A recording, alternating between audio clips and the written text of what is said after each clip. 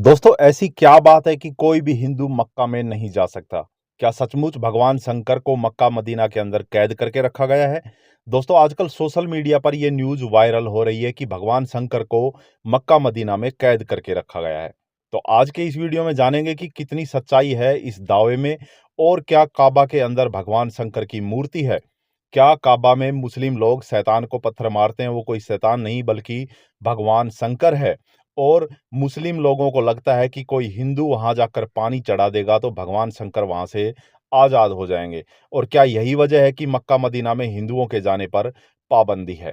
दोस्तों ये सब जानने से पहले ये जान लीजिए कि ये मक्का मदीना मुस्लिम लोगों के लिए सबसे खास क्यों है। देखिए, सऊदी अरब पूर्ण रूप से एक मुस्लिम देश है और वहां शरिया कानून लागू है।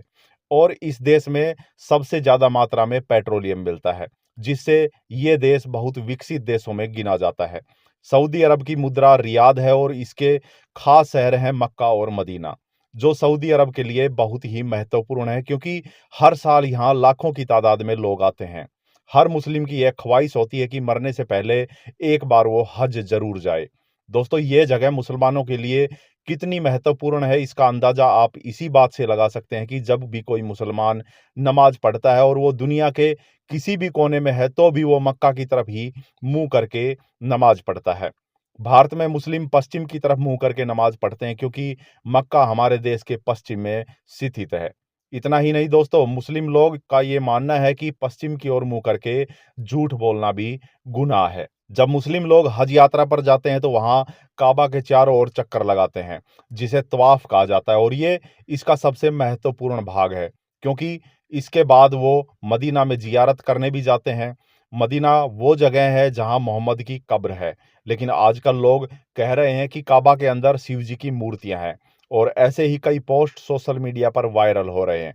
तो भाई, ये ठीक उसी तरह से है जैसे हमें लगता था कि चांद पर एक बुढ़िया बैठकर सूत काट रही है और उसे हम ढूंढने की कोशिश भी करते थे और कई लोगों को तो वो नजर भी आ जाती थी। जैसे हम मानते हैं कि भगवान शंकर की तीसरी आंख खुलते ही परले आ जाएगी, तो क्या काबा में उनको कैद करके रखा जा सकता है? आप सोच के देखिए कि क्या भगवान शंकर जो सर्वशक्तिमान है उनको कैद किया जा सकता है? क्या धरती का एक तुच्छ प्राणी शिव जी को कैद कर सकता है? ये तो एकदम असंभव लगता है। अब ऐसे लोगों की सोच तो हम नहीं बदल सकते, लेकिन कुछ लोग ये मानते हैं कि मक्का में शिव जी की मूर्तियां हैं। तो भाई वहां क्या है हम आपको बताते हैं। दोस्तों जब मुसलमान हज करने जाता है तो मक्का में शैतान को पत्थर मारने की रस्म पूरी करता है। हालांकि शैतान को पत्थर मारने की ये रस्म 3 दिन की होती है, लेकिन ईद उल जुहा के खास अवसर पर ही मुस्लिम शैतान को पत्थर मारने की रस्म को पूरा करने की हसरत रखते हैं। हज पर गए लोग तीसरे दिन अपने बेस कैंप से निकलकर रमी मरात जाते हैं, जहां 3 बड़े-बड़े खंबे हैं। यही वो खंबे हैं जिस पर मुस्लिम लोग पत्थर मारते हैं और लानत भेजी जाती है और इस रस्म के साथ ही हज पूरी हो जाती है। अब कई लोगों का ये मानना है कि ये खंबे ही शिवलिंग है, लेकिन ऐसा नहीं है। दरअसल इन खंभों की क्या कहानी है हम आपको बताते हैं। कहते हैं कि एक बार अल्लाह ने इब्राहिम शेख से कुर्बानी में उनकी एक पसंदीदा चीज मांगी थी। इब्राहिम शेख की एक औलाद थी जिसका नाम था इस्माइल, जो बुढ़ापे में पैदा हुआ था और हजरत उससे बहुत प्यार करते थे, लेकिन अल्लाह का हुक्म मानकर वो अपने जिगर के टुकड़े की कुर्बानी देने के लिए तैयार हो गए। हजरत जब अपने बेटे की कुर्बानी देने जा रहे थे तब उनको रास्ते में शैतान मिला और शैतान ने उसको कहा कि क्यों इस उम्र में अपने बेटे की कुर्बानी देने जा रहे हो? इसके मरने के बाद तुम्हारी देखभाल कौन करेगा? हजरत ये सुनकर सोच में पड़ गया और उसका कुर्बानी देने का इरादा भी डावाडोल होने लगा। लेकिन फिर गुस्सा होकर कुर्बानी देने चला गया क्योंकि उसका ईमान पक्का था, क्योंकि वो जानता था कि उसका अल्लाह कोई भी गलत कदम उठाने के लिए नहीं कहेगा।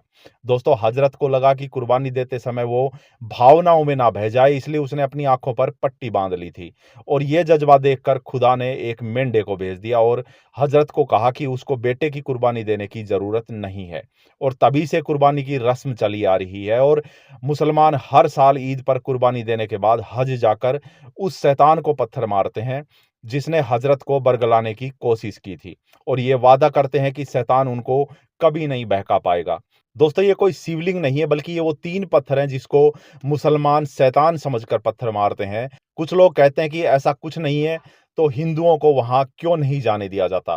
तो दोस्तों सबसे पहले तो आपको बता दूँ कि मक्का में चाहे हिंदू हो या सिख हो या कोई और धर्म का किसी भी धर्म का लोग हो, किसी को भी वहाँ जाने की अनुमति नहीं है। वहाँ गैर मुस्लिम का जाना प्रतिबंधित है।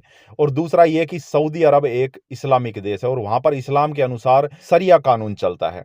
और वहाँ की एक बुनियादी शर्त है कि जो इंसान अल्लाह को मन से स्वीकार करता है और उसकी हर बात पर विश्वास करता है, वही वहाँ पर जा सकता है।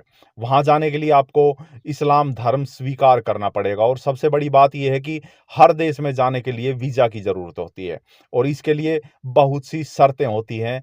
उसी तरह सऊदी अरब में मक्का में जाने के लिए वीज़ा लेने के लिए भी बहुत सी शर्तें हैं। इसमें एक शर्त है कि आपको मन से उनका कलमा बोलना पड़ेगा और खुदा के रसूल को मानना ही पड़ेगा, तभी आप वहाँ पर जा सकते हैं। इसलिए मुसलमानों के अलावा किसी भी धर्म के लोगों को वहाँ एंट्री नहीं मिल पाती है।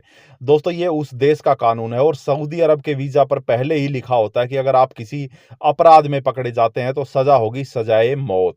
अगर आपको ये शर्तें मंजूर हो तो आप वीज़ा ले सकते हो, यानी कि अगर ये सब शर्तें आपको मंजूर है तो आपको वीज़ा मिल जाएगा। दोस्तों हमें लगता है कि इस वीडियो में आपको आपके हर सवालों के जवाब मिल गए होंगे।